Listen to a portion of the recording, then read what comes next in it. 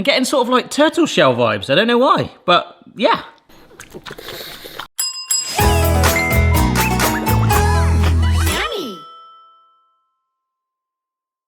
If, like me, you're a massive fan of pizza, I think you are gonna love this video today because for the first time ever, I'm gonna try and make an authentic Chicago-style deep dish pizza. I am so excited for this. I found some resources, done a little bit of research, bought some things, and hopefully, this is gonna be rather stonking indeed.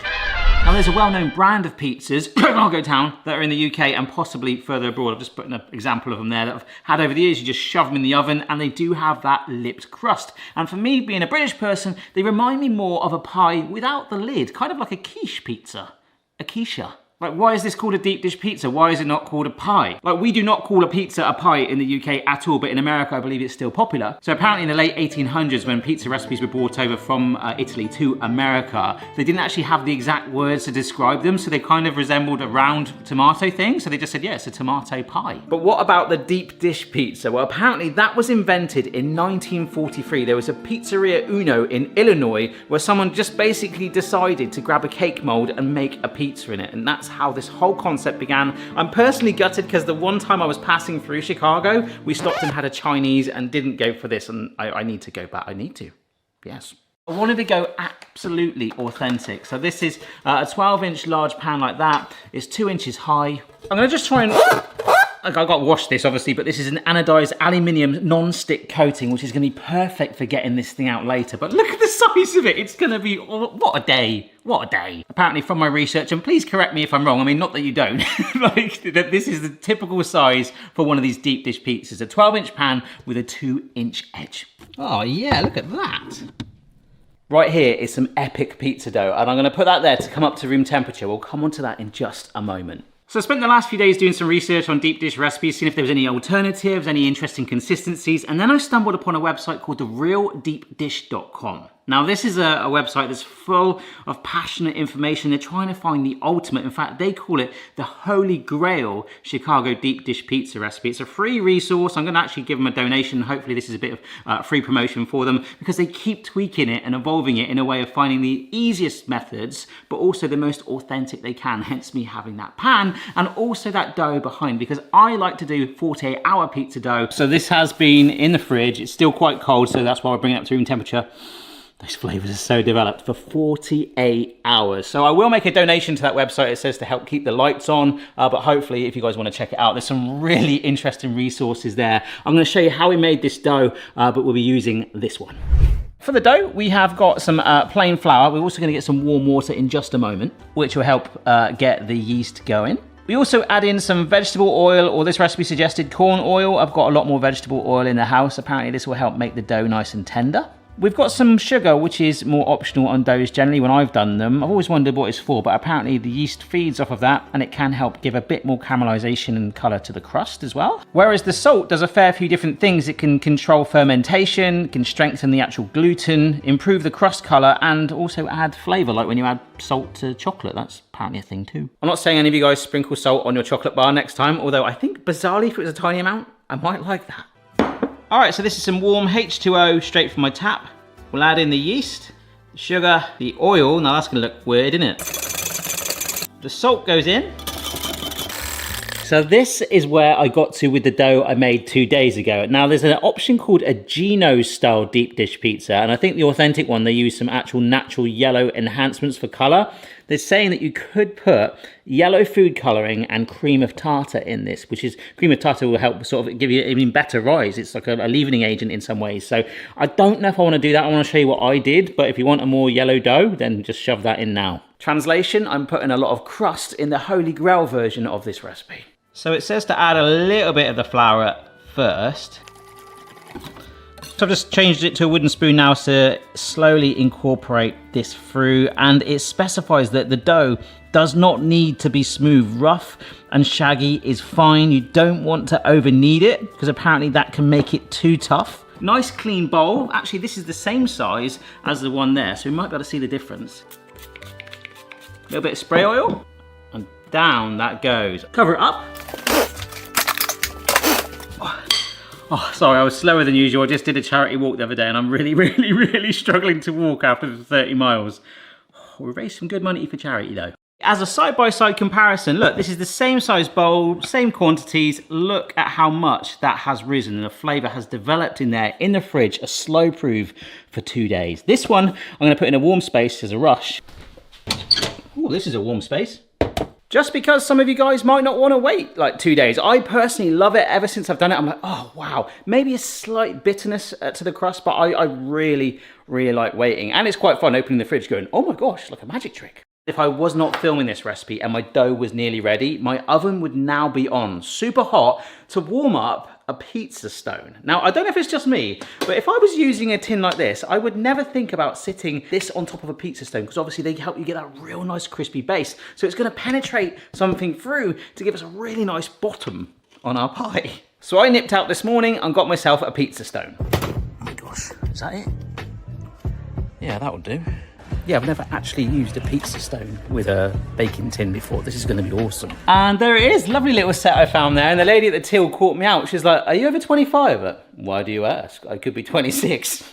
It was actually because it wasn't just the stone. It came with some oregano and probably quite a cheap, flimsy pizza cutter there. I have got a better version of that. So we'll get that going in just a minute. I want to try and keep the temperature in here like fairly mild, not an inferno, because it will be hot in there. But I'm really excited to see what the stone does to that. I mean, will I start doing that with cakes and brownies going forward? Is that like underrated? Is this a new thing? I don't know. Anyhow, dough in here. Lightly grease the bottom of the pan. And hopefully we can use that oil. Trying to cover the bottom first of all, but nice and evenly. But I'm going to try and emphasize on pushing it a little bit more to the edges from the center so that I can start to lip it in a moment. There we go. You see how I'm starting to form it now? The only thing I've got right now in my mind, I'm like, oh, how am I going to get it out? So I really hope this is non-stick. But it can double up as a serving vessel, right? Next, cheese. Okay, so this is a big old block of mozzarella. So there we go, that is that block chopped up fully. So we're effectively now gonna make, that sounds like a name of a band, mozzarella carpet. I'm getting sort of like turtle shell vibes, I don't know why, but yeah. So we mentioned draining with the mozzarella about not getting too much moisture in there, and that brings me on to something I'm doing optionally in a minute, which will go under the sauce. But what I've got here is some good quality crushed tomatoes. If you watch the cheap versus steep videos, you'll know that this brand particularly is quite expensive, but these are crushed. You could use tinned or whole tomatoes, but if you chop them up and there's too much moisture in it, it's telling us to drain it too. But with these already being pre-crushed, it should be pretty thick. Oh yeah, that is actually quite thick. Look at that. Oh, beautiful. Now I could have used one that already came with herbs in it, but I'm gonna do it myself. So this is some basil and oregano. Oh, it smells so good. And what I really liked about this recipe is, what I'll come on to, is sort of like, it's not like gone super expensive or things. I'd normally like to use like really fresh herbs, but they're like, no, use dry herbs, absolutely fine. And that has really made that smell good. And this is the time where we get to personalize it. A line that I've said over the years on many of my different videos. If you like what you put on your thing, for example, pizza, if you want mushrooms on pizza, pineapple on pizza, and you're gonna eat it, I don't care, as long as you eat it and you like it. That's exactly the mindset here with this deep dish, obviously traditional, but you can add different things. And there is one thing that caught my eye from one of my patrons on Discord. He sent me a photo of one that he had in a restaurant that had a line of spinach in it. And they've mentioned that on the recipe website, and they said because of the water in there, it's best to cook it first. So this is some washed spinach. This might destroy my visual of that perfect deep dish pizza with the cheese ball with this green line in it, but I don't care. I love spinach and I like that idea of adding the texture. So that's just microwaving in there with a couple of tablespoons of water. All right, that's still warm for the microwave. Hopefully you can see the steam coming off of that, but can you also see the fluid there? That's what we're getting rid of. You can already see, oh my gosh, there's hardly any spinach there. I'll cook some more spinach up, but you get the idea. There we go, and some of you are gonna hate that. We're not making spinach pizza, honest. But the important thing is for most of this to get under our sauce, because anything with the heat that we're using that is exposed is gonna char. I think it was when I ordered this pan that I was like, okay, I am gonna definitely get extra ingredients just in case, and I'm so glad I did. Like, that is over 40 slices on there.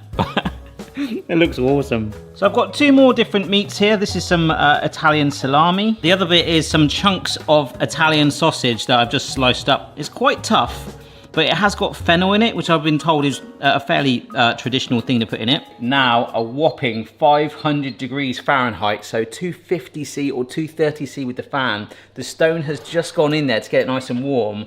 My kitchen hates it when I use the oven that hot, so we could set off some alarms, but hey, it's on brand, right? But basically, we're warming up that stone that this pan is gonna sit on. I'm still confused by that, but sauce. So our aim is to just cover those ingredients, hiding them, protecting them from that epic heat. I think I'm going to be using most of this sauce here. I was a bit worried, but it is fine in the area. Probably because the pan is the size of Wales. And I would love to like stick more things on top. Like, I love blistered peppers. That would be awesome to go on there. But I just like that cheese and tomato look with the hidden surprises underneath. Yeah. Part of me is still a little bit inquisitive of what the yellow dough would have looked like, but bizarrely for me actually, unusually, I've gone for the more normal option, and we've got to finish it with cheese, and it's specified that it must be either Parmesan or Romano, and I use a lot of Parmesan, so I figured we'd go for the Romano. And it also said that it should be sprinkled high from above like snow. I could have bought it pre-grated, but people have always said to me, it's better to grate it yourself. It's great. And when I say those people, I mean, I generally do mean you guys watching. I really do. Like when I did the British Guy Tries Sausages and Gravy, the feedback on that has been amazing. I really should do a follow-up on that. I found it super interesting. The only stuff that I find strange though is sometimes people go, you completely ruined that with mushrooms. And I'm like, I've said in the video, I love mushrooms. That's why I'm putting them in. So let's let it snow. Oh my gosh, this does not even look real now. This looks like a Play-Doh pizza. It looks like a toy one. It looks like an emoji. Oh, that is angry. On that goes, and in about 35 minutes, we should have quite a non-British pie. Yeah, so just while this bakes, this is what Mark put on the Patreon Discord. This is from a restaurant. This is the smallest one they did, and hence why I put spinach in, because it really intrigued me. Massive one there. Just finished it, he said. But this is why, like with the sausage biscuits and gravy I did, I found that really interesting. I've tried grits as well, and I can't actually work out if I like grits. I either love it or hate it, and I think making my own homemade could be really, really fun, understand it a bit more. But I think that's why I really find it interesting. So wherever you live, if you've got a food that you'd like to see me try, a proper authentic one, do let me know down below. I've got the Taste of the World playlist. I'll link the sausage biscuits and gravy video at the end, and we'll see what this turns out like, eh? Nice. Sorry, I'm not quite sure what that was then. Nice, like a cheerful pirate. Woo! Ah, oh my gosh. That looks amazing. I can't believe that hasn't spilled over. I'm slightly worried about how I'm going to get it out there, like I said. Damn. I'm loving that mixture of the cheese melted on there a little bit where it's charred slightly, and I love that. Tends to happen when I make most pizzas anyway. And there is a slightly yellow hue to the crust also. I can't wait to try this. I just can't figure out how to get it out of the pan. So I've got some tongs here, either side. Ooh, that helps me get under it. Okay, okay. Oh, oh, oh, oh. I don't know if this is gonna go. Oh no.